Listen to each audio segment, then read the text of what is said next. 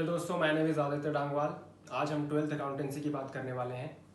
Accounts के exam में जो मेन प्रॉब्लम स्टूडेंट्स फेस करते हैं वो है टाइम मैनेजमेंट का। प्रैक्टिकल सब्जेक्ट है, बहुत लंबे लंबे क्वेश्चंस होते हैं, तो कुछ ना कुछ छूट ही जाता है। एक आध क्वेश्चन में आप थोड़ा टाइम ज़्यादा ले लेते हो तो आप पैनिक भी कर जाते हो। ऐसे स्टूडेंट्स भी मैंने देखे हैं। तो आपको अकाउंट्स के पेपर में करना क्या चाहिए? एट द एंड आपको सारा सिलेबस तो आता होगा, बट टाइम मैनेजमेंट, आप हर बार ये सैम्पल पेपर जब आप प्रैक्टिस करेंगे उसमें ये प्रॉब्लम आप फेस करोगे कि भाई 3 घंटे से ज़्यादा का समय हमें चाहिए उस क्वेश्चन पेपर को सॉल्व करने के लिए। तो ऐसा क्या करा जाए कि 3 घंटे में आपका पूरा बोर्ड का एग्ज़ाम क्लियर हो जाए? तो उसके लिए कुछ ट्रिक्स हर टॉपिक में होते हैं, वही ट्रिक्स मैं आज आपको बताने वाला हूँ। आज हम बात करेंगे एक ऐसे टॉपिक की जो 3 चैप्टर में तो एज इट इज़ आता ही आता है। आप अगर पार्टनरशिप अकाउंटेंसी में देखें तो प्रॉफिट शेयरिंग रेशो में revaluation account, partners capital account और बैलेंस शीट बनाने के लिए आती है। एडमिशन ऑफ अ पार्टनर में भी सेम चीज़, revaluation account, partners capital account और बैलेंस शीट बनाने के लिए आती है। रिटायरमेंट डेथ में भी सेम चीज़ है। तो 3 चैप्टर में तो ये टॉपिक्स हैं, तो बड़े इंपॉर्टेंट टॉपिक्स हैं ये। फुल फ्लेजेड क्वेश्चंस आते हैं इससे। आप लास्ट चैप्टर अगर आप उठाएं, आप देखें तो डेथ रिटायरमेंट में कवर हो जाएगा। अब वो अलग चैप्टर बना दिया है इस बार के स्टडी मैट में, बट रिटायरमेंट और डेथ तो एक ही चैप्टर है वैसे देखा जाए तो। कोई बात नहीं, उससे फर्क नहीं पड़ेगा। बिल्कुल लास्ट चैप्टर पे आते हैं dissolution of A partnership form. उसमें भी आप पार्टनर्स कैपिटल अकाउंट तो बनाते ही हैं, बैंक अकाउंट बनाते हैं, बैलेंस शीट नहीं बनाते हैं। तो अभी जो हम टॉपिक करने वाले हैं वो लास्ट चैप्टर में भी आपको मदद देगा, मोर देन 50%। ऑलराइट, तो ठीक है, ये टॉपिक करना तो बहुत इंपॉर्टेंट है। दैट मीन्स चलो हम स्टार्ट करते हैं। तो आज मैं एक ऐसा क्वेश्चन उठाता हूँ जिसमें ये सारे टॉपिक्स कवर हो जाए और क्या ट्रिक्स लगानी है, फिर आप चैप्टर वाइज इन ट्रिक्स को लगाइए और आपका क्वेश्चन बहुत ही कम समय में सॉल्व हो जाएगा। ऑलराइट, कुछ स्टेप्स होते हैं, उनको फॉलो करना होता है। तो चलिए स्टार्ट करते हैं। मैं क्वेश्चन आपको बताता हूँ, स्क्रीन पे आपको वो क्वेश्चन दिखेगा। हम change in profit sharing ratio का एक क्वेश्चन उठाते हैं। ये देखिए, हम 26th क्वेश्चन पे फोकस करेंगे इस बार। ऑलराइट, पहले पूरा क्वेश्चन पढ़ लेते हैं। अकाउंट्स में पूरा क्वेश्चन पढ़ना जरूरी होता है क्योंकि कभी कभी स्टार्टिंग के रिक्वायरमेंट्स को लास्ट की रिक्वायरमेंट्स अफेक्ट करती हैं। तो आप पूरा क्वेश्चन पहले पढ़िए तसल्ली से, उसके बाद हम प्रोसीड करेंगे। ऑलराइट, देखते हैं। ABC पार्टनर्स हैं, इनका प्रॉफिट शेयरिंग रेशियो है 3:2:1। बैलेंस शीट हमें गिवन है 31 मार्च 15 की, वो किसी भी साल की हो सकती है, उससे कुछ फर्क नहीं पड़ता है। यहाँ लाइबिलिटीज में क्या क्या गिवन है? क्रेडिटर्स 50,000 के हैं, बिल्स पेबल 20,000 के हैं, जनरल रिजर्व 30,000 का है, कैपिटल अकाउंट्स हैं ABC के 1 लाख बैलेंस है, 50, 25,000 respectively, in total 1,75,000। Alright, assets भी देख लेते हैं। Land 50,000, building 50,000, plant 1 lakh, stock 40,000, debtors 30,000, bank 5,000। Total हो गया हमारा बैलेंस शीट का 2,75,000। ऑलराइट, बैलेंस शीट को हमने गो थ्रू कर लिया है, अब रिक्वायरमेंट भी देखेंगे। From 1 April 15 ABC decided to share profits equally. यहाँ पे प्रॉफिट शेयरिंग रेशियो चेंज हो गया है। देखो, ओल्ड रेशियो क्या था? 3:2:1। अब इन्होंने डिसाइड करा कि भाई हम प्रॉफिट शेयरिंग रेशियो चेंज कर लेते हैं। उसके कारण कुछ भी हो सकते हैं। 3 में से 2 ज़्यादा काम करते थे, 1 कम काम करता था, या फिर 1 ज़्यादा काम करता था, बाकी कम काम करते थे, या और भी कोई भी रीज़न हो सकता है। इनका म्यूचुअल अंडरस्टैंडिंग में इन्होंने अब प्रॉफिट शेयरिंग रेशियो बराबर कर दिया है। ऑलराइट, ठीक है। तो न्यू रेशियो हमारा हो जाएगा 1:1:1, सबका बराबर। जो भी प्रॉफिट होगा फ्यूचर में बराबर बांटेंगे। Alright, for this it was agreed that goodwill of the firm will be valued at 1,50,000। मतलब आज हमारी अगर गुडविल की वैल्यू कैलकुलेट करी जाए, गुडविल क्या है? Reputation, right. गुडविल भी बिकती है। जैसे मान लेते हैं कोई भी एक बिजनेस है, कई सालों से काम कर रहा है, तो उसका एक ब्रांड नेम मार्केट में स्टैब्लिश हो जाता है। तो क्या वो अपना ब्रांड नेम बेच सकता है? बिल्कुल बेच सकता है। उस ब्रांड नेम से कोई और अगर काम करता है तो उसके रेडी कस्टमर्स हैं। तो गुडविल का कॉन्सेप्ट, उसका पूरा एक चैप्टर है।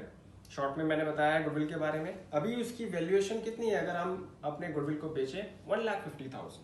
Alright. Land will be revalued at 80,000 and building be depreciated by 6%। ठीक है, वैल्यूएशन में चेंज हो रहा है एसेट्स और लायबिलिटी में। ठीक है। Creditors of 6,000 were not likely to be claimed and hence should be written off. 6,000 के क्रेडिटर्स पैसा मांगने नहीं आएंगे, तो हमें अपने बुक से उसको राइट ऑफ करना है। Alright. Prepare revaluation account, partners capital account and balance sheet of the reconstituted firm. तो हमारी ये रिक्वायरमेंट भी पूरी हो गई। 3 चीजें मांगी है इसने, तीनों को अच्छे से हम करने वाले हैं और इन्हीं में हम कुछ ट्रिक्स लगाएंगे जिससे कि हमारे बड़े बड़े क्वेश्चन जल्दी से सॉल्व हो जाए। ऑलराइट। अब इसके लिए रिक्वायरमेंट क्या है मैं लिख देता हूं। इसके लिए हमें कुछ ना कुछ बातें करनी होंगी। फर्स्ट है हमारा रिवैल्यूएशन अकाउंट। दूसरा रिक्वायरमेंट है पार्टनर्स कैपिटल अकाउंट। तीसरी रिक्वायरमेंट है हमारी बैलेंस शीट। ठीक है, तीनों में आपको कुछ चीजें ध्यान में रखनी होती हैं, कुछ ट्रिक्स याद रखनी है जिससे कि क्वेश्चन हमारा जल्दी से सॉल्व हो जाए। उसके लिए मुझे इनका थोड़ा बैकग्राउंड बताना पड़ेगा। ऑलराइट। तो पहले रिवैल्यूएशन अकाउंट से शुरू करते हैं। रिवैल्यूएशन अकाउंट सिंपल सा एक लेजर अकाउंट होता है। पहले मैं लॉजिकली इसके बारे में आपको बताता हूं, उसके बाद हम ट्रिक लगाएंगे कि जल्दी से हमारा क्वेश्चन कैसे सॉल्व हो जाए। फटाफट से एक एग्जांपल लेते हैं। एग्जांपल में मैंने लिया है कि मान लेते हैं बिल्डिंग एसेट आपके पास है, इसकी बुक वैल्यू है 1 लाख मान लेते हैं। ठीक है। क्वेश्चन ने बोला इसको रीवैल्यू कर दो 1,20,000 में। तो देखो 20,000 से एप्रिसिएशन हो गया, 20,000 से इंक्रीमेंट है बिल्डिंग में, मतलब एसेट में। तो लो 20,000 इंक्रीज करने की बात यहाँ पे आ गई। तो अगर जर्नल एंट्री के थ्रू मैं 20,000 बढ़ाऊं बिल्डिंग की वैल्यू में, तो किस तरीके से होगा? बड़ा सिंपल सा इसका फंडा होता है। बिल्डिंग क्या है? एसेट्स, सारे एसेट्स का डेबिट बैलेंस होता है। तो डेबिट को डेबिट करोगे तो इंक्रीज हो जाएगा, जैसे प्लस को प्लस करोगे तो वैल्यू तो बढ़ेगी। आंसर प्लस में रहेगा मतलब आंसर डेबिट में रहेगा। तो मुझे एसेट डेबिट बैलेंस की वैल्यू 20,000 से बढ़ानी है, तो डेबिट के आइटम को मैं डेबिट कर दूंगा, प्लस को और प्लस कर दूंगा 20,000, तो वैल्यू बढ़ जाएगी ना। तो इसकी एंट्री बन जाएगी हमारी बिल्डिंग अकाउंट डेबिट। भाई डेबिट करना है टू रिवैल्यूएशन अकाउंट। 20,000 से हमने इंक्रीज कर दिया, है ना। अब मैं अगर इसको रिवैल्यूएशन अकाउंट में पोस्ट करूं तो किस तरीके से पोस्ट होगी? है 11th के फंडे, जर्नल कैसे करी जाती है और पोस्टिंग कैसे करी जाती है, बट फिर भी रिवाइज करना बहुत जरूरी है। रिवैल्यूएशन अकाउंट को जर्नल एंट्री में मैंने क्रेडिट किया है, तो जो भी रिवैल्यूएशन अकाउंट आप बनाओगे उसमें 20,000 से आपको क्रेडिट करना है। तो ये रिवैल्यूएशन अकाउंट बना तो रहे हम, इसमें मैं क्रेडिट साइड क्या करूंगा? 20,000 लिख दूंगा, तो रिवैल्यूएशन अकाउंट क्रेडिट हो तो गया। किस नाम से? By building. By building account 20,000 से। देखो कितने आसानी से आपने इसको जर्नल एंट्री को लेजर में पोस्ट कर दिया। तो यहां से हमें एक बात समझ आई कि एसेट की वैल्यू में अगर इंक्रीज होती है तो हम रिवैल्यूएशन अकाउंट को क्रेडिट करेंगे। तो देखो पहला शॉर्टकट हमें मिल चुका है, एसेट को इंक्रीज करेंगे तो क्रेडिट होगा। ठीक है। तो इसी तरीके से हम 4 एग्जांपल लेके क्या डेबिट होगा क्या क्रेडिट होगा, एसेट और लायबिलिटी की बात करने वाले हैं। ठीक है। एक और एग्जांपल लेते हैं, आप फटाफट से इसको कवर करते हैं। ठीक है। अब मैं एसेट की वैल्यू को गिराता हूं। एग्जांपल हम दूसरा ले लेते हैं कि भाई अगर लैंड है वो 2 लाख रुपए का है। ठीक है। अब इसकी वैल्यू हमने गिरा दी, रीवैल्यू करी 1.5 लाख पे मान लेते हैं। तो 50,000 से वैल्यू गिराना है, तो एंट्री क्या बनेगी? एसेट डेबिट बैलेंस, डेबिट को क्रेडिट कर दो, मतलब प्लस को माइनस कर दो, तो वैल्यू गिर जाएगी ना। तो मैं लैंड अकाउंट को क्रेडिट में लिखूंगा इस बार, तो डेबिट किस पे करूं? Revaluation account. Revaluation account debit to land, है ना। तो रिवैल्यूएशन अकाउंट इस बार क्या हो रहा है? डेबिट हो रहा है, और एसेट की वैल्यू हमारी गिर रही है। तो मैं यहाँ पे क्या लिख दूंगा? टू लैंड, कितने से? 50,000 से। तो यहाँ से ये समझ आया कि एसेट की वैल्यू जब गिरेगी तो डेबिट होगा रिवैल्यूएशन अकाउंट। शॉर्टकट्स बन रहे हैं हमारे। लाइबिलिटी की भी दोनों बातें फटाफट से देख लेते हैं। एग्जाम्पल ले रहा हूं मैं कि क्रेडिटर्स थे जो कि हमारी लाइबिलिटी है। लाइबिलिटी मतलब फ्यूचर का बोझ। 1 लाख था, रीवैल्यू हुआ, क्रेडिटर्स 50,000 कर दिया, ऐसे हाइपोथेटिकल कर रहे हैं। तो 50,000 की वैल्यू हमने कम कर दी है। अब लाइबिलिटी है क्रेडिटर्स। क्रेडिटर्स हमारे लाइबिलिटी है। लाइबिलिटी का बैलेंस क्रेडिट होता है। अब क्रेडिट की वैल्यू को आपको गिराना है तो क्रेडिट को डेबिट कर दो, मतलब माइनस के आइटम को प्लस कर दो, वैल्यू गिर जाएगी ना। पर आंसर माइनस में रहेगा, मतलब क्रेडिट बैलेंस ही रहेगा। ठीक है, तो क्रेडिट के आइटम को मैं डेबिट करने वाला हूं। क्रेडिटर्स अकाउंट डेबिट, अपने आप वैल्यू कम हो गई टू रिवैल्यूएशन अकाउंट। तो यहाँ पे क्या एंट्री डलेगी, कैसे पोस्ट होगा, बाय क्रेडिटर्स अकाउंट। कितने से कम करना है, 50,000। तो यहाँ से ये पता चला कि लाइबिलिटी की वैल्यू जब गिरेगी तो क्रेडिट होगा रिवैल्यूएशन अकाउंट। तो एसेट बढ़े या लाइबिलिटी घटे तो क्रेडिट करेंगे रिवैल्यूएशन अकाउंट। एक और एग्जांपल, फाइनल एग्जांपल, और चीजें खत्म हो जाएंगी यहाँ पे। मान लेते हैं बिल्स पेबल आपके 1.5 लाख के थे, ठीक है, रीवैल्यू हुआ और ये बोल रहे हैं कि भाई 170 है, गलती से आपने 150 लिख दिया था, तो 20,000 से मैं इंक्रीज करूंगा वैल्यू को। ठीक है, अब क्रेडिट है बिल्स पेबल, है ना, क्योंकि क्रेडिट बैलेंस होता है सारी लाइबिलिटीज का। क्रेडिट बैलेंस के आइटम को मुझे बढ़ाना है तो क्रेडिट को मैं क्रेडिट कर दूं, माइनस को माइनस कर दूं तो प्लस हो जाएगा, इंक्रीज हो जाएगा, पर आंसर माइनस में रहेगा, मतलब क्रेडिट बैलेंस लाइबिलिटी ही रहेगा। ठीक है, तो लाइबिलिटी जितनी भी होती है उनका क्रेडिट बैलेंस है। तो बिल्स पेबल का क्या बैलेंस हुआ, क्रेडिट बैलेंस। क्रेडिट के आइटम को आपको बढ़ाना है तो और क्रेडिट कर दो, तो डेबिट किसको करें, revaluation account. Revaluation account debit to bills payable, revaluation account debit to bills payable account. ठीक है, कितने से रिवैल्यू है, 20,000 से। लो भाई, अब यहां से ये पता चला कि लाइबिलिटी जब इंक्रीज होगी तो डेबिट करना है रिवैल्यूएशन। तो ये हैं आपके शॉर्टकट्स।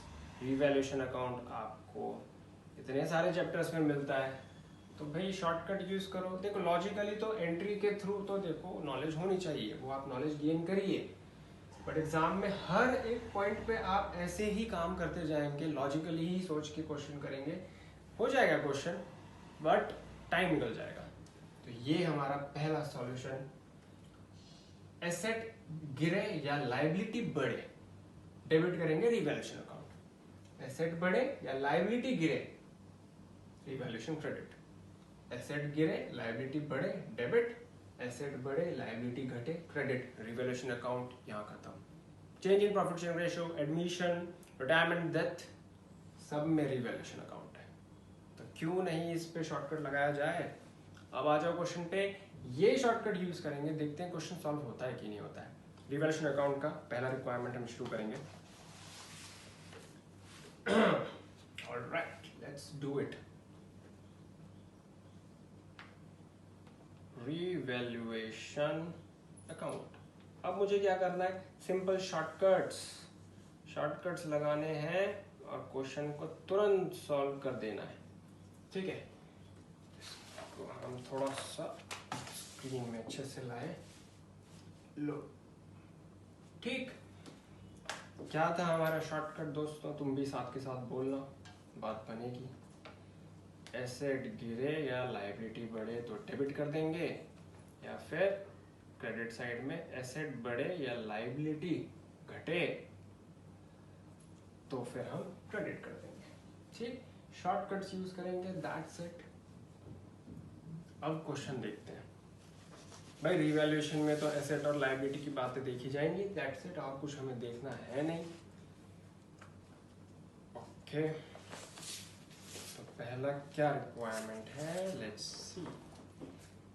पहला पॉइंट तो देखो गुडविल की बात कर रहा है, इसमें तो कुछ हमें एसेट या लायबिलिटी में चेंजेस वाली बात तो दिख नहीं रही है, क्योंकि गुडविल हमने कहीं राइट यहाँ पे लिखा हुआ है, एसेट्स में लिखा है नहीं, तो वैसे भी अगर लिखा हो गुडविल, तो एक इस क्वेश्चन का पॉइंट नहीं है, फिर भी मैं आपको बता देता हूँ, गुडविल लिखना बुक्स में अलाउड नहीं है अनलेस आपने पेमेंट करी हो गुडविल के लिए। वरना मैं तो अपने मन से गुडविल, अपने रेपुटेशन की वैल्यू 25 करोड़ लिख दूंगा यहाँ पे, मेरी बैलेंस शीट बहुत अच्छे से दिखेगी। इसलिए गुडविल को एसेट्स में दिखाना अलाउड होता नहीं है। वैल्यूएशन बिल्कुल सेपरेट टॉपिक है, उसका return goodwill, already appearing goodwill से उसका लेने देना कुछ है नहीं, ठीक है। फिर जब वो वाले क्वेश्चंस करेंगे उसमें ये वाला पॉइंट भी कवर कर लेंगे। फिलहाल मैंने आपको थोड़ा सा बता दिया इसके बारे में। तो goodwill of the firm is valued at 1,50,000, ठीक है। अभी इसका कुछ काम नहीं, हमें तो एसेट और लायबिलिटी की बातें देखनी है। अगले पॉइंट से देखो आ गया, land will be revalued at 80,000। पहले ये देख लेते हैं, लैंड की वैल्यू कितनी थी 50,000, अब कितनी हो गई रीवैल्यू होके 80,000। दैट मीन्स 30,000 से आपको एसेट की वैल्यू को बढ़ाना है। एसेट का बढ़ना 30,000 से, आओ फटाफट से कवर करें इसको। एसेट का बढ़ना कहाँ है भाई, मेरे को कुछ नहीं करना, सिंपल यहाँ देखना है एसेट्स बढ़ रहा है क्रेडिट साइड बाय लैंड 30,000। देखो जहां हमने इतना टाइम लगाया था लॉजिक को अच्छे से समझने के लिए, समझ गए, बहुत अच्छी बात है। बट अब तो शॉर्टकट चाहिए, जल्दी जल्दी सॉल्व करना है। ओह चल गया, कोई बात नहीं। ऑलराइट, बिल्डिंग की वैल्यू कितनी है भाई, ये बोल रहा है डेप्रिशिएट कर दो, मतलब इसकी वैल्यू को कम कर देना है 6% से। बिल्डिंग का है हमारा 50,000, 6% निकालो, उतने से कम कर दो, मतलब एसेट की वैल्यू में गिरावट। वो कहाँ आता है भाई, कहाँ आएगा, ये रहा, आराम से हमने एसेट को गिरा देना है टू बिल्डिंग, ठीक है। सिंपल देखेंगे 50,000 वैल्यू है, 6% से कम कर दो इसको, 6% हम निकालेंगे, आ गया 3,000। राइट, फटाफट से क्वेश्चन सॉल्व हो जाएंगे। मैं तो अभी समझा रहा हूँ इसलिए टाइम लग रहा है, आप शॉर्टकट लगाओ, फटाफट क्वेश्चन करते जाओ। नेक्स्ट देखते हैं पॉइंट, वैल्यू का क्या और कोई पॉइंट है, हाँ creditors. Creditors of 6,000 were not likely to be claimed and hence should be written off। 6,000 के क्रेडिटर्स पैसे मांगने नहीं आ रहे हैं, क्या पता ये क्रेडिटर था वो दुबई चला गया, अब थोड़ा ना 6,000 रुपये के लिए वापस आएगा, और हमें पक्का हो चुका है कि अब ये क्लेम नहीं होने वाले हैं, तो हम राइट ऑफ कर देंगे, बुक्स में से हटा देंगे। टोटल क्रेडिटर्स 50,000 के हैं, 6,000 के जो क्रेडिटर्स होंगे उनको हटा दो, मतलब लायबिलिटी का कम होना। लायबिलिटी का कम होना कहाँ है भाई, देखो ये रहा लायबिलिटी का कम होना, कम कर दो बाय क्रेडिटर्स, कितने से 6,000 से। राइट, क्या और कोई एसेट या लायबिलिटी की रीवैल्यू की बात कर रहा है कोई पॉइंट, क्या भाई लास्ट ही पॉइंट था, खत्म, दैट्स इट। अब मुझे ये देखना है कि रीवैल्यूएशन की वजह से मुझे प्रॉफिट हुआ है या लॉस। एसेट का बढ़ना, लायबिलिटी का घटना, दोस्तों आप मुझे बताओ ये फायदे वाली बात नहीं है। क्रेडिट साइड तो फायदे वाली बात हो गई, आपकी एसेट की वैल्यू बढ़ गई, कल को भी ज्यादा रुपए में बिकेगा, आपका फायदा ही तो है। प्लस लायबिलिटी कम हो गई, कल को कम पैसा देना है, ये भी फायदा है। तो क्रेडिट साइड रिवैल्यूएशन की आपकी फायदे वाली साइड होती है। डेबिट साइड देखो, एसेट की वैल्यू कम होना, तो फ्यूचर में आपको नुकसान होने वाला है। लायबिलिटी की वैल्यू बढ़ना, फ्यूचर में ज्यादा पैसा देना पड़ेगा, है ना। जैसे एसेट्स में आप एग्जांपल ले लीजिए, आपने एक प्लॉट खरीदा था 10 लाख का, कुछ समय बाद उसकी वैल्यू 5 लाख हो गई, वैल्यू गिर गई, तो आपका नुकसान हुआ ना। लायबिलिटी किसी को आपने 50,000 देने थे, फ्यूचर में पता चला 1.5 लाख देने हैं, नुकसान। तो डेबिट साइड नुकसान की है। अब आप देखिए फायदा ज्यादा है या नुकसान ज्यादा है, साफ दिख रहा है फायदा ज्यादा है ना। अब हाइयर साइड दोनों तरफ आ जाएगी, शॉर्टर साइड में आप बैलेंसिंग कर दोगे, तो ये तो फायदा हुआ ना, तो बैलेंसिंग हमारी किस में होगी, शॉर्टर साइड में, यहाँ पे टू प्रॉफिट। ऑलराइट, अगर हमारा नुकसान ज्यादा होता, फायदा कम होता, तो यहाँ बैलेंसिंग हो जाती बाय लॉस। ऑलराइट, आराम से इस तरीके से हम करेंगे इसको। चलिए फिर टोटल करके प्रॉफिट निकालते हैं। 36,000, 36,000। ऑलराइट, तो हमें बैलेंसिंग करनी है 36,000, 3,000 माइनस करेंगे हम, 33,000 का हमें प्रॉफिट हुआ है। अब ये कौन बांटेगा भाई, पुराने पार्टनर्स पुराने रेशो में बांटते हैं, क्योंकि पुरानी जो भी बातें होती हैं, देखो आपको ये स्टेटमेंट भी इस बुक में आपको अच्छे से याद रखनी है। पुरानी बातें, पुराने पार्टनर्स पुराने रेशो में जाती हैं हमेशा। अब बैलेंस शीट की मैं यहाँ बातें कर रहा हूँ, ये बैलेंस शीट तो पुरानी बातें हैं ना, सारे पुराने बैलेंसेस होते हैं बैलेंस शीट में, तो ये पुरानी बैलेंस शीट के आइटम्स में चेंजेस हो रहे हैं रीवैल्यूएशन में। राइट। तो पुरानी बातें, पुराने पार्टनर पुराने रेशो में ही जाएगा। मैं पुराने पार्टनर इसलिए बोल रहा हूँ क्योंकि अगले चैप्टर में नया पार्टनर कोई नया ही होगा। यहाँ तो पुराने और नए सेम है, एबीसी, पर नए अगले चैप्टर्स में नए पार्टनर अलग होंगे, पुराने अलग होंगे। Alright, okay. तो हम प्रॉफिट को तीनों पार्टनर्स में डिस्ट्रीब्यूट कर देंगे। To profit transfer to, shortcut कर रहा हूँ, एब्रिविएशन वैसे अलाउड होती नहीं है, मैं यहाँ आपको सिखाने के लिए कर रहा हूँ। A is capital account, B is capital account और सी इज कैपिटल अकाउंट। तीनों के कैपिटल अकाउंट में क्रेडिट मतलब पैसा आपने डाल दिया प्रॉफिट का। फटाफट से देखते हैं रेशो क्या है। 3:2:1 में 33,000 को मैं डिस्ट्रीब्यूट करने वाला हूँ। तो ये हो गया हमारा 5500 सी के लिए, 11,000 बी के लिए और हमारे ए के लिए हो गया 16,500। लो, प्रॉफिट हमने डिस्ट्रीब्यूट कर दिया अच्छे से। तो रिवैल्यूएशन अकाउंट बनाने के लिए ये रहा हमारा पहला शॉर्टकट। अब चलते हैं हम पार्टनर्स कैपिटल अकाउंट बनाने की तरफ। ओके, ये बना लेते हैं पार्टनर्स कैपिटल अकाउंट।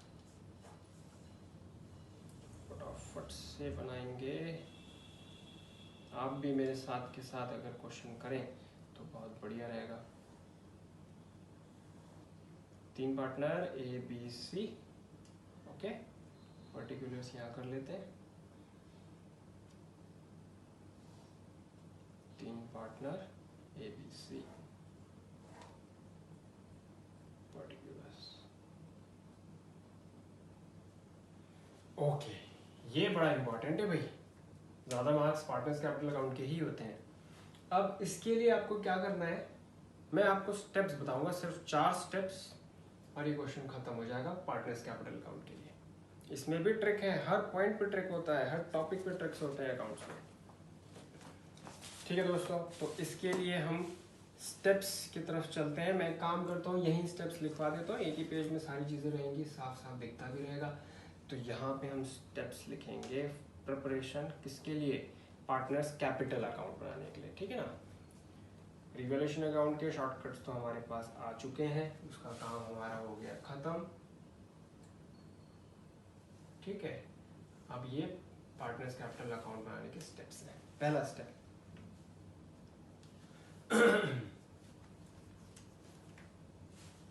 पहले स्टेप में हम बैलेंस शीट आइटम्स को कवर करेंगे। जो भी आइटम पार्टनर्स कैपिटल अकाउंट में आना है, बैलेंस शीट में देखेंगे, पूरे अच्छे तरीके से उसको कवर करेंगे और उसका काम खत्म करके ही आगे बढ़ेंगे। सेकंड पॉइंट में हम क्या करेंगे, रीवैल्यूएशन प्रॉफिट हो सकता है या लॉस भी हो सकता है। रिवैल्यूएशन प्रॉफिट और लॉस को हम करेंगे ट्रांसफर। ठीक, प्रॉफिट लॉस जो भी हो हमें सिर्फ ट्रांसफर करना है। थर्ड स्टेप में हमें करना है गुडविल ट्रीटमेंट और फाइनल स्टेप में हमें करना है adjustment given in the question.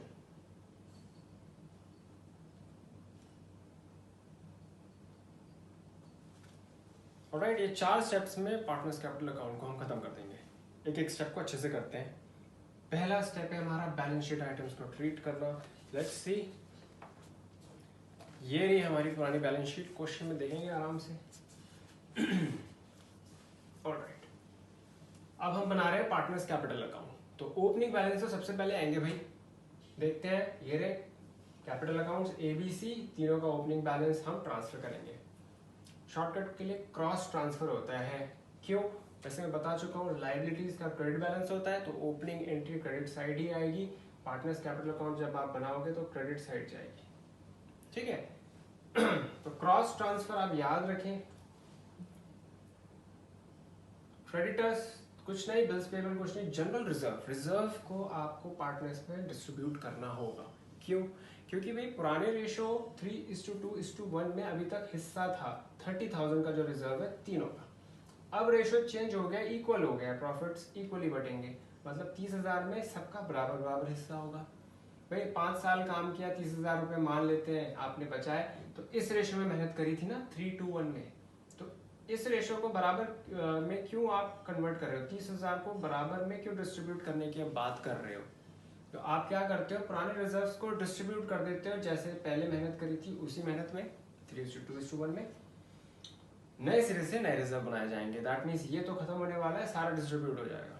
तो 2 आइटम मुझे मिल गए हैं लायबिलिटी में। एसेट्स में देखते हैं, कुछ लॉस भी तो हो सकते हैं जो इनको उठाना चाहिए। क्या कोई लॉस गिवन है? नहीं। लॉस कैसे गिवन हो सकता है? Profit and loss account, right. P&L account जब लायबिलिटी में लिखा हो तो वो तो एक रिजर्व होता है, डिस्ट्रीब्यूट हो जाता है। लॉस भी तो हो सकता है प्रॉफिट एंड लॉस अकाउंट में, राइट। तो डेबिट बैलेंस एसेट्स में जब लिखा हो profit and loss account, loss है, उठाएंगे कौन? पार्टनर्स, डेबिट कर देंगे उनके अकाउंट को। गुडविल अगर लिखा हो, मैंने आपको पहले बताया था, उसको तो राइट ऑफ कर देते हैं। एडवर्टीजमेंट सस्पेंस के नाम से भी लॉस हो सकता है, वो आगे वाले क्वेश्चन पे हम देखने वाले हैं। फिलहाल कोई लॉस है नहीं। तो यहाँ 2 आइटम मुझे बैलेंस शीट के मिले हैं जो क्रॉस ट्रांसफर करके इनके अकाउंट में क्रेडिट कर देंगे, पैसा डाल देंगे। पार्टनर्स के अकाउंट को डेबिट करोगे तो पैसा कट जाएगा, क्रेडिट करोगे तो उनके अकाउंट में पैसा आ जाएगा। ठीक है भाई, फिर ये डेबिट साइड हो गई, ये क्रेडिट साइड हो गई। पहले मैंने क्रॉस ट्रांसफर करा balance by balance brought down. Abbreviation use मत करना, सिर्फ सिखाने के लिए मैं आपको एब्रिविएशंस यूज कर रहा हूँ। हमारा 1 लाख का बैलेंस है ए के अकाउंट में, 50,000 का बैलेंस है बी के अकाउंट में और 25,000 का बैलेंस है सी के अकाउंट में। रिजर्व्स डिस्ट्रीब्यूट हो जाएंगे बाय जनरल रिजर्व। कितना रिजर्व है भाई? 30,000। 30,000 के रिजर्व को हम किस रेशियो में डिस्ट्रीब्यूट करने वाले हैं? Old ratio 3:2:1। तो फटाफट से 30,000 को हम डिस्ट्रीब्यूट कर रहे हैं। तो भाई आया 15,000 ए के अकाउंट में, 10,000 बी के अकाउंट में और 5,000 सी के अकाउंट में। बैलेंस शीट हमने कवर कर ली, तो मैं टिक कर दूं पहले स्टेप पे। लो भाई, पहला स्टेप टिक हो गया। सेकंड स्टेप क्या बोल रहा है हमारा? रीवैल्यूएशन प्रॉफिट या लॉस को करो आप ट्रांसफर। देख लो आपके रीवैल्यूएशन में प्रॉफिट था या लॉस। ये रहा revaluation account, profit, cross transfer, profit को भेजो, लॉस हो तो क्रॉस ही भेजना है, ठीक है। प्रॉफिट हम यहाँ पे इनके अकाउंट में डाल देंगे बाय रीवैल्यूएशन प्रॉफिट 16,500 ए के अकाउंट में, 11,000 बी के अकाउंट में और 5,500 सी के अकाउंट में। सेकेंड स्टेप भी डन, टिक कर देते हैं भाई। लो third step, goodwill treatment. Goodwill treatment के लिए हमें वर्किंग नोट में जाना पड़ेगा। आइए इसका भी वर्किंग नोट करते हैं। Goodwill treatment working note, goodwill treatment. अब हम क्या करेंगे भाई? गुडविल एक ऐसा अमाउंट है जो एक पार्टनर दूसरे पार्टनर को देगा। क्यों? क्योंकि एक पार्टनर ने दूसरे पार्टनर का कुछ ना कुछ शेयर ऑफ प्रॉफिट खरीदा होगा। तो जो पार्टनर किसी का शेयर खरीद रहा है वो तो पेमेंट करेगा ना। दैट मीन्स उसका शेयर गेन तो हो रहा है, बट वो पेमेंट करेगा। फ्री में तो कोई चीज मिलती नहीं है, राइट। जो सेक्रीफाइस करेगा, रियल मीनिंग है सेल करना, अपना शेयर बेचना, बेचेगा तो पैसा मिलेगा ना। तो जो सेक्रीफाइस कर रहा है मतलब सेल कर रहा है, उसके अकाउंट में पैसा आएगा। जो गेन कर रहा है मतलब जो परचेज कर रहा है शेयर, उसके अकाउंट से पैसा कट जाएगा। तो यहाँ पे मैं सेक्रीफाइसिंग रेशियो का फॉर्मूला लगाता हूँ, देखते हैं कौन सेल कर रहा है, ठीक है। सेक्रीफाइसिंग रेशियो, इसका फॉर्मूला होता है old ratio minus new ratio, minus new ratio. क्या आपके पास दोनों ही हैं? बिल्कुल। ओल्ड रेशियो तो हमें पता है, क्वेश्चन ने स्टार्टिंग में ही बता दिया था। A:B:C कितना था? 3:2:1। फिर न्यू रेशियो इन्होंने क्या बना लिया? इक्वली, बराबर बराबर, A:B:C=1:1:1। दोनों ही आपके पास, आप सेक्रीफाइसिंग रेशियो नहीं निकाल सकते हो? बिल्कुल निकाल सकते हैं। तो तीनों पार्टनर्स का सेक्रीफाइसिंग रेशियो निकाला जाए। पहले ए का देखते हैं। ओल्ड रेशियो क्या था? 3/6, टोटल 6 हो गया, माइनस ए का न्यू रेशियो कितना है? 1/3। सॉल्व करते हैं। ये हो गया हमारा 1/6। बी का देखते हैं। ओल्ड रेशियो कितना था? 2/6। न्यू कितना है? 1/6, 1/3। अब तो बराबर है ना। तो ये कितना हो गया भाई? और ये तो 0। ये बोल रहा है कि मैं ना खरीदना चाहता हूँ शेयर, ना बेचना चाहता हूँ शेयर, जो मेरा पहले था शेयर वही रखना चाहता हूँ। अच्छी बात है। ए ने तो सेक्रीफाइस कर दिया, बेच दिया, अपने हिस्से में से 1/6 बेच दिया है। तो भाई एक ही पार्टनर बचा है, इसी को ही बेचा होगा। सी का ओल्ड रेशियो कितना है? 1/6 माइनस न्यू रेशियो कितना है? 1/3। और देखिए -2। तो ये आ गया -1/6, मतलब गेन कर रहा है सी, शेयर बढ़ गया उसका। देखो हम सेक्रीफाइसिंग रेशियो निकाल रहे हैं। सेक्रीफाइस में आंसर नेगेटिव आ गया, मतलब उसका उल्टा, तो ये गेन हुआ ना। ठीक है, सेक्रीफाइस हेडिंग है, जिसका आंसर पॉजिटिव आया वो तो सेक्रीफाइस कर ही रहा है। अब आपको देखो यहाँ समझने वाली बात ये है कि सेक्रीफाइस अपने शेयर को, ये कोई फ्री में सेक्रीफाइस क्यों करेगा? ये बेच रहा है अपना शेयर, सेल है इसका असली मतलब। बेचेगा तो पैसा मिलेगा ए को। ठीक है, सी गेन कर रहा है 1/6, खरीद रहा है, परचेज है इसका असली मतलब। परचेज करेगा तो पैसा कटेगा ना, तो सी के अकाउंट से पैसा कटेगा और ए के अकाउंट में चला जाएगा। और मैंने आपको बताया है, पार्टनर के अकाउंट को आप अगर डेबिट करोगे तो पैसा कटेगा, क्रेडिट करोगे जर्नल एंट्री में तो पैसा आ जाएगा। तो पैसा काटना है सी के अकाउंट से, तो एंट्री क्या बनेगी? सीज कैपिटल अकाउंट डेबिट, पैसा कट जाएगा क्योंकि ये तो गेन कर रहा है, मतलब परचेज कर रहा है। टू एज कैपिटल अकाउंट, ए बेच रहा है तो इसके अकाउंट में पैसा आ जाएगा। Being goodwill adjustment made. Narration आप फटाफट निपटाएंगे। अब अमाउंट कैसे आएगा भाई? यहाँ रोल आएगा वैल्यूएशन ऑफ गुडविल का। आज जितनी भी वैल्यू है हमारे गुडविल की, उसमें से देख लेते हैं कितना अमाउंट बनेगा। 1/6। ठीक है, तो भाई अगर आपको याद हो तो गुडविल हमारी 1,50,000 की थी। ठीक है, इनटू कितना गेन करा है सी ने? 1/6। नेगेटिव का मतलब सिर्फ गेन है। सी ने गेन करा है 1/6, खरीदा है, तो 150 का 1/6 आप निकाल लें। उसी तरह ए ने कितना बेचा है? 1/6। ए ने बी को बेचा था, तो 150 का 1/6 ए के लिए भी निकाल लें। ये आ गया भाई हमारा 25,000। तो 25,000 सी के अकाउंट से कटे और 25,000 ए के अकाउंट में आ गए। ये था गुडविल ट्रीटमेंट। देखो यहाँ थोड़ा सा समझने वाली बात है ना, बस ये फॉर्मूला आपको याद रखना है। ये आपके सारे चैप्टर में काम आ जाएगा। प्रॉफिट शेयरिंग रेशियो में भी बिल्कुल same, change in profit sharing ratio, admission में भी बिल्कुल सेम, रिटायरमेंट डेथ में भी बिल्कुल सेम। आने वाले चैप्टर्स में गेनिंग का कॉन्सेप्ट आता है। गेन तो आप इसी से भी निकाल सकते हो ना, तो दो फॉर्मूले याद रखने की जरूरत नहीं होती है, सिर्फ सेक्रीफाइसिंग रेशियो याद रखो, गेनिंग रेशियो अपने आप हो जाता है, क्योंकि नेगेटिव जो आए वो गेन है। ऑलराइट, 3 चैप्टर में ये काम आएगा। अगर आपको लगे कि भाई थर्ड स्टेप ने तो काफ़ी वर्किंग करवा दी, पर ऐसा है नहीं, आपकी 2-4 क्वेश्चन में प्रैक्टिस हो जाएगी। ऑलराइट, बस हम इस एंट्री को पोस्ट करेंगे, सी के अकाउंट को डेबिट करेंगे और ए के अकाउंट को क्रेडिट करेंगे। Ledger posting, C's account debit to A's account. Alright, तो ये रहा हमारा पार्टनर्स कैपिटल अकाउंट। ठीक है, C's account debit by C's capital account to A's account. C's capital account debit to A's capital account. A के account में पैसे डालने थे ना, देखो आपने क्रेडिट कर दिया A का अकाउंट 25,000 से। ये है इस तरीके की पोस्टिंग। अब इधर भी डलेगा क्योंकि दोनों पार्टनर्स कैपिटल अकाउंट के नाम डेबिट और क्रेडिट में है, तो दोनों जगह एंट्री डलेगी। यहाँ भी देखते हैं, C's capital account debit to A, to A's capital account. जो जर्नल एंट्री आप लिखते हो बिल्कुल वही आपने करना है। बाय का आइटम बाय में डालो, by C is capital account, to का आइटम टू में डालो, to A is capital account, यही तो एंट्री लिखी थी हमने। बस हम अमाउंट देखेंगे किसके अकाउंट से पैसे काटने हैं और किसके अकाउंट में डालने हैं। डेबिट करना है सी का अकाउंट 25,000 से, तो देखो डेबिट हुआ है सी का अकाउंट, कट गए 25,000, और देखो क्रेडिट हुआ है ए का अकाउंट, पहुंच गए इसके अकाउंट में 25,000। इस तरीके से हम लेजर पोस्टिंग करते हैं। इसमें भी काफ़ी गलतियां होती हैं, मैंने देखा है। लेजर पोस्टिंग 11th में स्ट्रॉन्ग करनी बहुत ज़रूरी होती है। ऑलराइट, तो हमने थर्ड स्टेप भी कवर कर लिया, लोग भी मैंने टिक लगा दिया।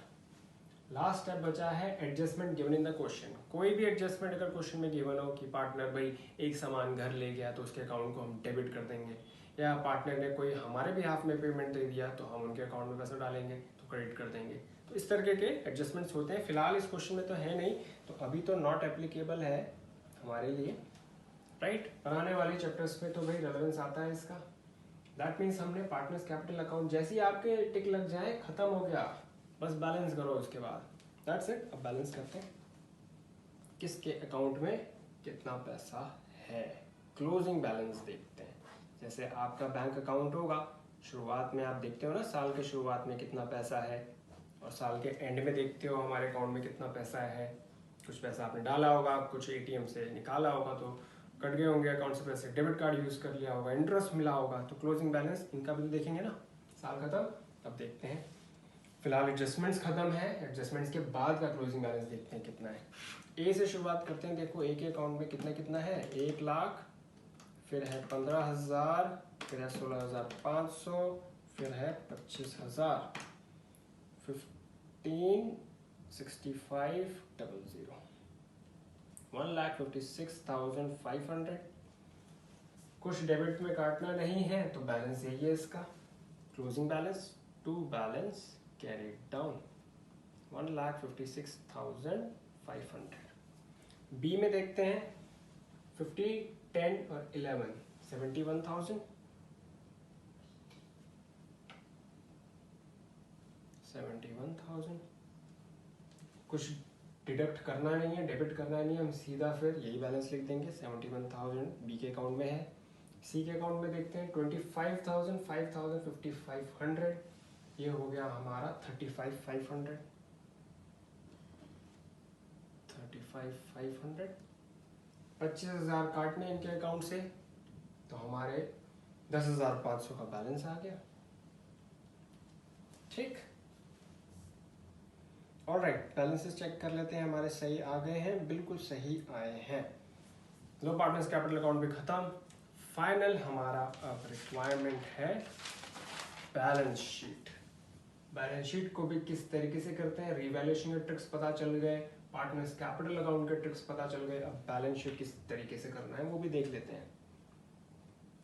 बैलेंस शीट एज एट, इनका 1 अप्रैल को चेंजेस हो रहा था रेशो में, चेंजेस के बाद की बैलेंस शीट फटाफट से बना लेते हैं।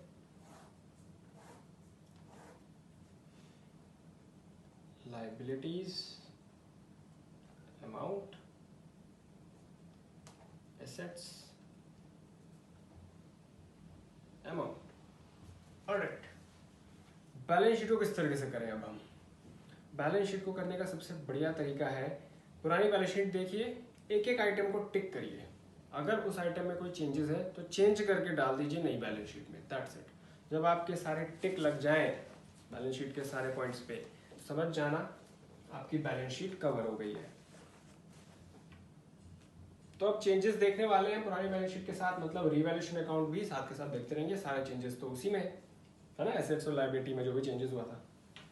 पहले पॉइंट से शुरू करते हैं, क्रेडिटर्स 50,000 है, क्या कोई चेंज हुआ था, बिल्कुल हुआ था।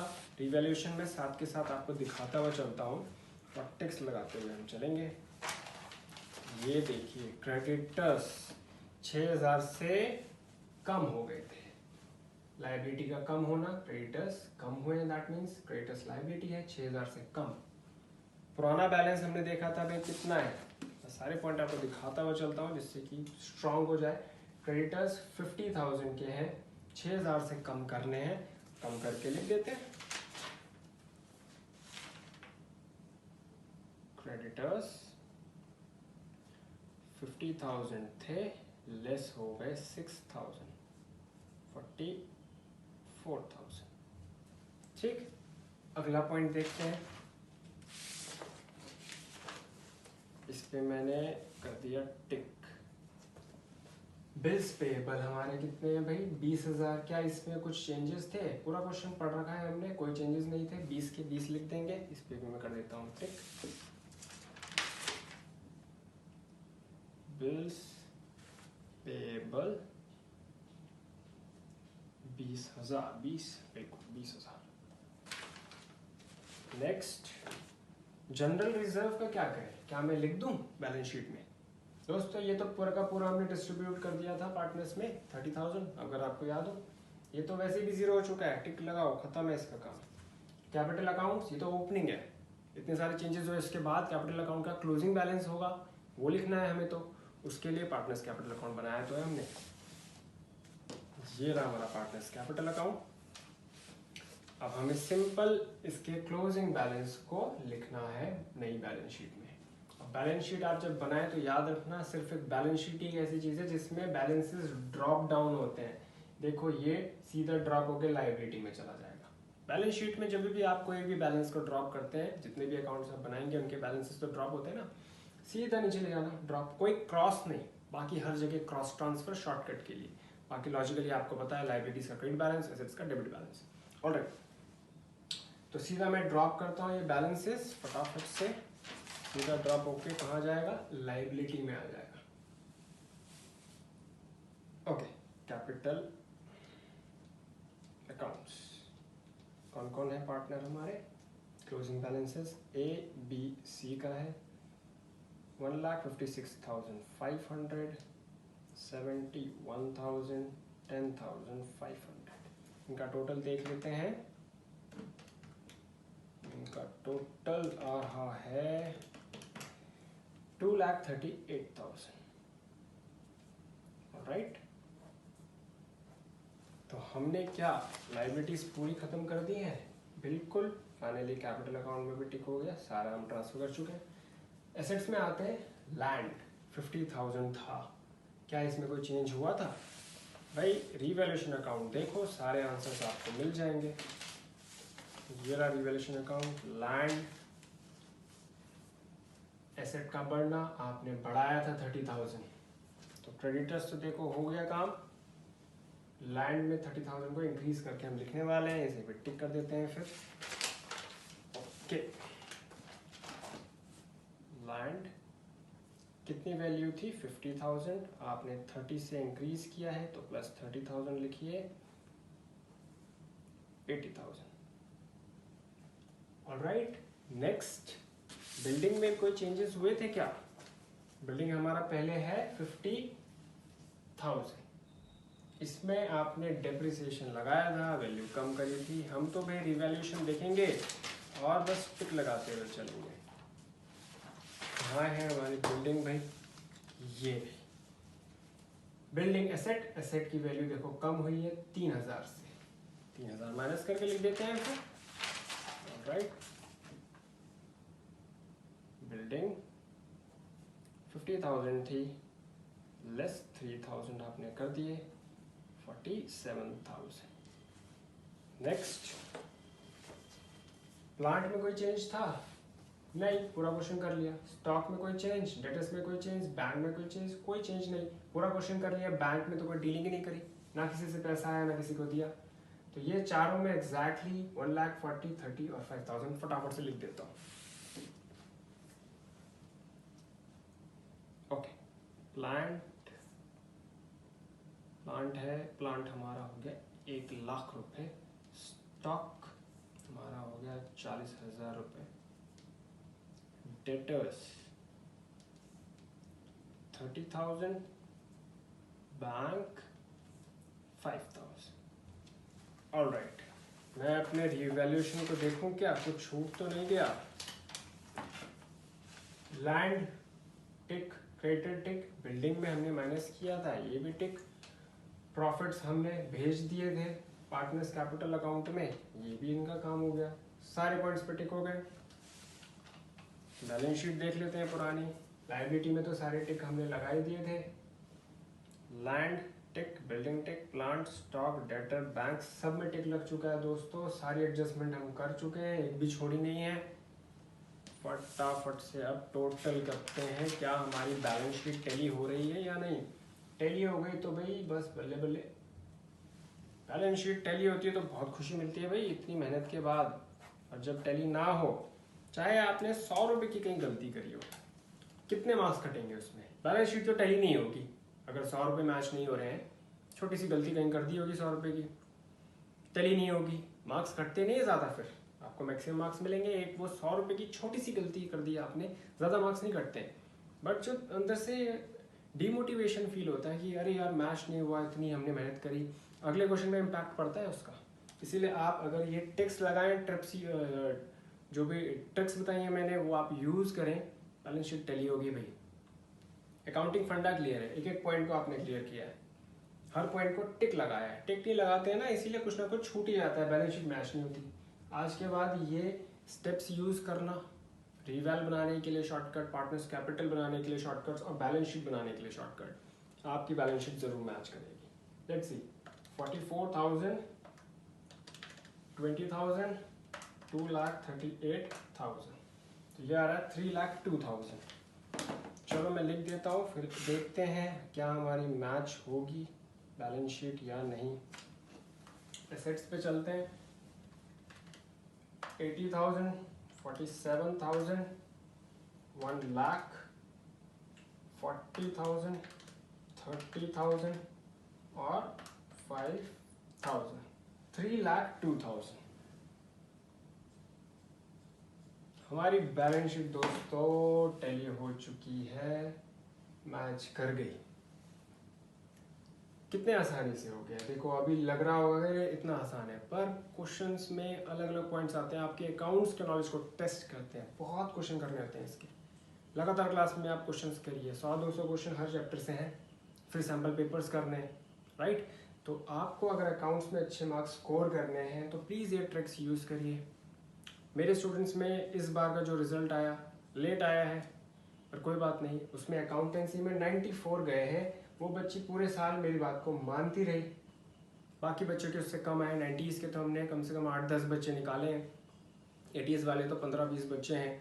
बट 90+ लाना देखो कॉमर्स में बहुत ज़रूरी होता है, राइट। अनलेस आप एंट्रेंस के लिए प्रिपेयर कर रहे हैं, तो एंट्रेंस अगर देना चाहते हैं तो आप उस पर फोकस करेंगे।